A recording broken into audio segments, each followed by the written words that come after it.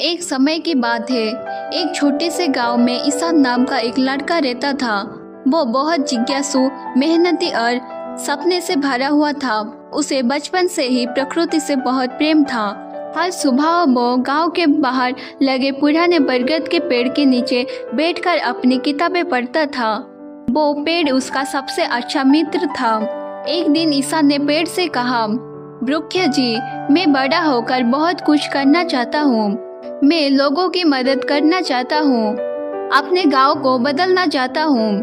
वृक्ष मुस्कुराया और बोला, बेटा, अगर तू सच्चे मन से मेहनत करेगा तो एक दिन तेरा सपना जरूर पूरा होगा।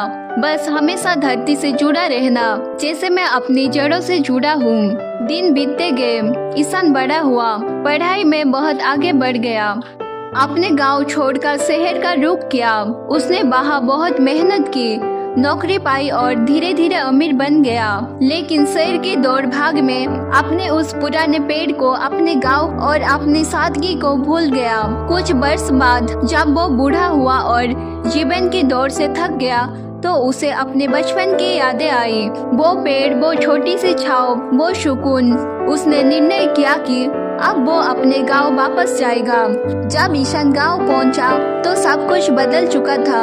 वो पुराने बरगद अब सूख चुका था, उसकी शाखाएं टूटी हुई थी और जहाँ कभी बच्चों खेला करते थे वहाँ अब सूखी मिट्टी थी। ईशान की आंखों से आंसू बाहर निकले। वो पेड़ के पास बैठ गया और बोला, ये मेरे पुराने मित्र, मैं लौट आया हूँ, लेकिन तुम अब नहीं रहे। तभी तेज हवा चली और पेड़ की सूखी शाखाएं हिली। ईशान को लगा जैसे पेड़ कुछ कह रहा है, मैं तो हमेशा यही था, बस तू ही दूर चला गया था।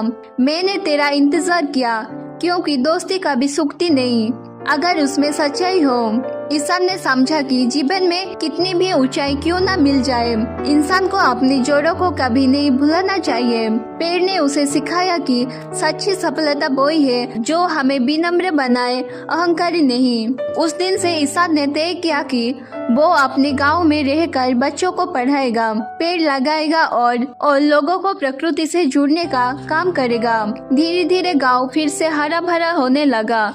बच्चों की हंसी लौट आई, खेतों में हरियाली छा गई। ईशान अब हर सुबह नई लगाई हुई पेड़ से बात करता, जैसे वो अपने पुराने मित्रों से बात करता हो।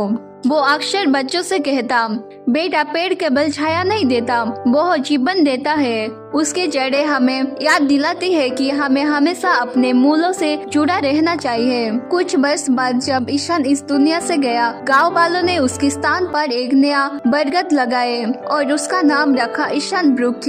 लोग कहते हैं आज भी उस पेड़ के नीचे बैठने पर थोड़ी हवा और शांति का एहसास होता है, जैसे ईशान की आत्मा अब भी वहाँ बच्चों को प्रेरित कर रही है।